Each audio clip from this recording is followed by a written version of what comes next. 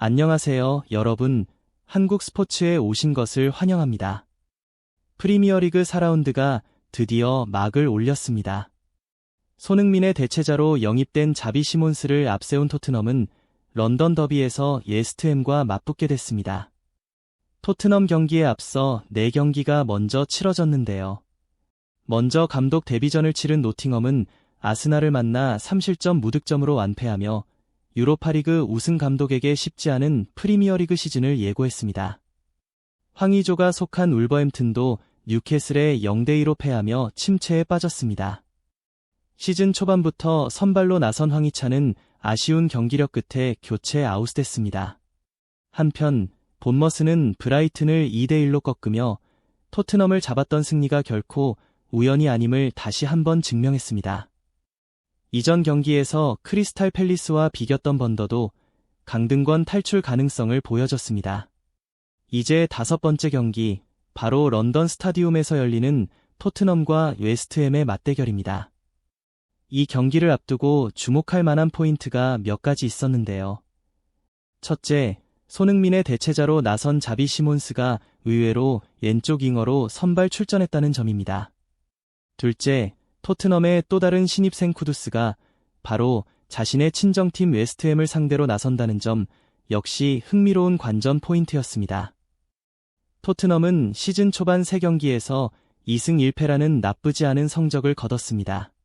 벌리를 상대로 3대0 완승을 거뒀고 맨체스터 시티전에서도 2대0 승리를 챙겼지만 본머스와의 홈경기에서는 뜻밖의 0대1로 패하며 아쉬움을 남겼습니다. 이후 A매치 휴식기로 리그가 잠시 멈추면서 토트넘은 전열을 가다듬을 시간을 가졌습니다. 특히 이적 시장 마감 직전 파리 생제르맹에서 콜로 무아니를 임대 영입하며 공격진을 보강했는데요. 다만 콜로 무아니는 최근 실전 경기를 거의 치르지 않아 당장 출전할 수 있을지는 미지수였습니다. 그럼에도 토트넘 훈련장에서 동료들과 호흡을 맞추는 장면이 포착되며 기대감을 키웠습니다. 이번에 토트넘과 맞붙는 웨스트햄은 포터 감독이 지휘봉을 잡고 있지만 아직까지 뚜렷한 성과를 보여주진 못하고 있습니다. 최근 노리치를 상대로 거둔 승리가 반전의 계기가 될 수 있을지 주목되지만 이미 팀의 전력 약화에 대한 우려가 퍼지고 있는 상황입니다.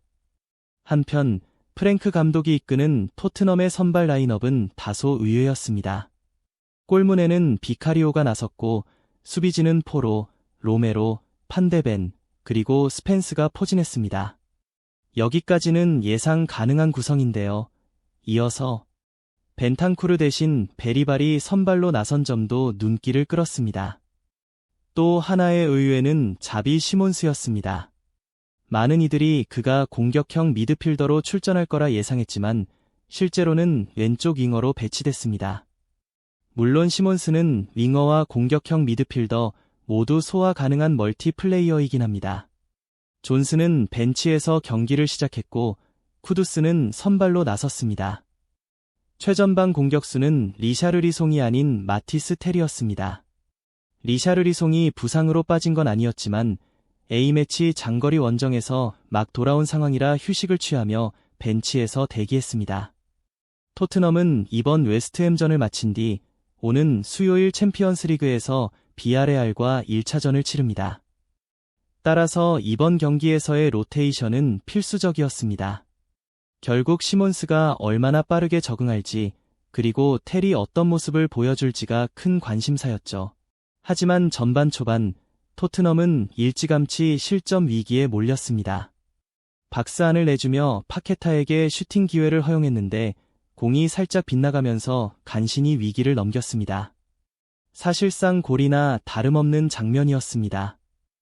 그렇다고 해서 토트넘이 웨스트햄에 밀렸던 건 절대 아니었습니다. 토트넘은 웨스트햄을 두려워할 이유가 없었고 설령 실점을 하더라도 충분히 만회할 수 있는 팀이었습니다. 초반에는 다소 끌려가는 듯 보였지만 점차 리듬을 되찾았고 시몬스도 서서히 존재감을 드러내기 시작했습니다. 그리고 전반 18분 토트넘이 선제골을 터뜨리는 듯한 장면이 나왔습니다. 코너킥 상황에서 쿠두스가 올려준 공을 로메로가 완벽한 헤더로 골문을 갈랐죠. 하지만 공이 골망을 흔드는 순간 심판의 휘슬이 울렸습니다. 로메로가 18분 만에 득점을 기록하는 듯했지만 곧바로 파울 판정으로 골이 취소된 겁니다. 솔직히 어이가 없었는데요. 선수들 간의 몸싸움은 경기에서 흔히 나오는 장면이었지만 결국 판정은 심판의 재량에 달려 있었고 VAR 판독실도 이를 인정했는지 득점은 무효로 처리됐습니다. 그 이후부터는 토트넘이 경기의 주도권을 완전히 가져갔습니다. 크로스의 완성도가 뛰어났고 필드에서 위협적인 슈팅은 많지 않았지만 몇 차례 날카로운 헤더로 웨스트햄의 골문을 위협했습니다. 이쯤 되니 역시 토트넘은 강팀답다는 생각이 절로 들었습니다. 잠 못 드는 밤, 괜히 이런 장면들이 떠오르는 건 저만 그런 걸까요? 시간을 보니 벌써 새벽 2시가 훌쩍 넘었네요. 전반전은 결국 득점 없이 마무리됐습니다. 토트넘이 점유율, 슈팅수, 패스 성공률, 코너킥 등 대부분의 지표에서 우위를 점했지만 골로 연결되지는 않았습니다. 쿠두스는 친정팀 웨스트햄을 상대로 어떤 선수인지 확실히 보여줬습니다. 공을 잡을 때마다 엄청난 야유가 쏟아졌는데요. 속으로는 꽤 불편했을 겁니다. 웨스트햄이 직전 경기에서 노팅엄을 잡긴 했지만 이번 시즌 전체적으로는 흔들리는 모습이었기에 저는 후반전에 토트넘의 골을 기대했습니다. 실제로 전반전은 마치 토트넘이 10명으로 싸운 듯한 느낌이었는데요. 최전방의 텔이 거의 보이지 않았기 때문입니다. 부딪혀 넘어지는 장면이 카메라에 잡힌 걸 제외하면 존재감이 전혀 없었죠.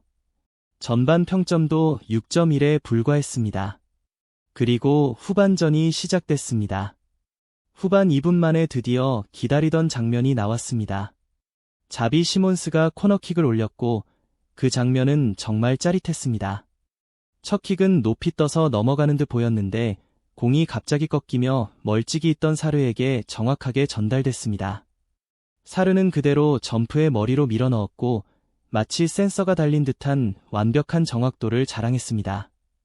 이 골로 사르는 리그 2번째 득점을 기록했죠. 이 장면을 본 손흥민도 분명 흐뭇했을 겁니다.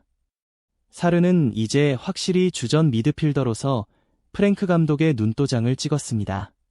반면 웨스트햄의 포터 감독은 극도의 긴장감에 휩싸였습니다. 이 경기에서 패한다면 최근 4경기에서 무려 3패를 기록하게 되는 상황이었으니까요. 무엇보다 모예스와의 경쟁이 가장 큰 실수였다는 이야기도 나올 수밖에 없었습니다. 거친 성향으로 유명한 웨스트햄 팬들 앞에서 선수들이 긴장하지 않을 수 없었던 것도 사실입니다. 게다가 웨스트햄은 직전 카라바오컵에서도 울스터에게 패하며 분위기가 가라앉아 있었는데 실점 이후 스스로 무너지는 모습을 보였습니다. 미드필더 수책이 파리냐에게 거칠게 태클을 시도하다가 발목에 스터드가 그대로 꽂히는 아찔한 장면이 나왔습니다. 양말이 찢길 정도로 위험한 상황이었지만 다행히 큰 부상으로 이어지진 않았습니다. 그러나 당황한 수책에게 주심은 지체 없이 레드카드를 꺼내 들었습니다. 결국 승부는 여기서 갈렸습니다. 토트넘이 승리를 가져갔죠.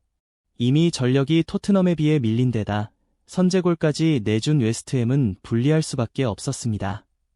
그리고 불과 10분 뒤 또 한 골이 터졌습니다. 이번에는 정말 환상적인 장면이었는데요. 전방에 있던 로메로가 길게 패스를 내줬고 텔이 아니라 베리발에게 정확히 연결됐습니다. 베리발은 점프에 그대로 헤더를 시도했고 공은 키엘 골키퍼를 넘겨 골망을 흔들었습니다. 순간적으로 2002 한일 월드컵 당시 이영표와 안정환의 호흡이 떠오를 정도로 완벽한 장면이었습니다. 무엇보다도 이제 겨우 19살의 베리발이 프리미어리그 선발 출전은 물론 골까지 기록했다는 사실이 놀라울 따름입니다. 웨스트햄 팬들은 점점 자리를 뜨기 시작했습니다. 프리미어리그에서 가장 큰 홈구장이라 자부하지만 기대했던 승리가 눈앞에서 무너지고 있었기 때문이죠. 전반전까지만 해도 희망을 품었을지 모르지만 후반에 들어서는 실망만 가득했을 겁니다. 토트넘은 이후에도 추가골을 넣었습니다. 이번에도 주인공은 베리발이었습니다.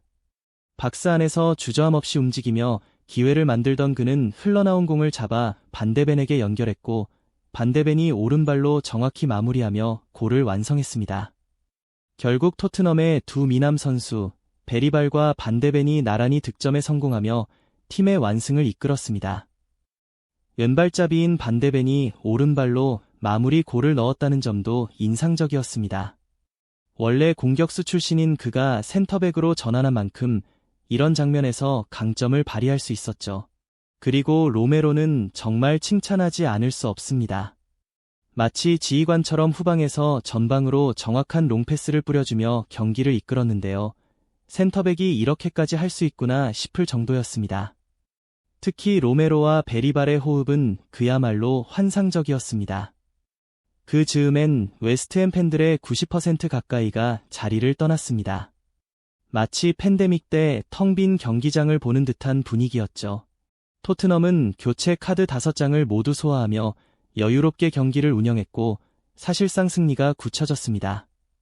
상대 입장에선 차라리 몰수패가 나았을지도 모를 만큼 토트넘의 일방적인 공세가 이어졌지만 추가 득점 기회는 살리지 못했고 경기는 결국 3대0 완승으로 마무리됐습니다. 레드카드가 없었다면 더 깔끔한 3대0이 됐겠지만 이 경기만으로도 토트넘이 확실히 상승세에 올라섰다는 걸 인정하지 않을 수 없었습니다. 지금까지 손흥민도 함께 응원하고 있을 토트넘의 경기 소식을 전해드렸습니다. 이건 시작일 뿐이에요. 구독 버튼을 눌러주시고 함께 멋진 작품을 만들어봐요. 다음 편에서 만나요.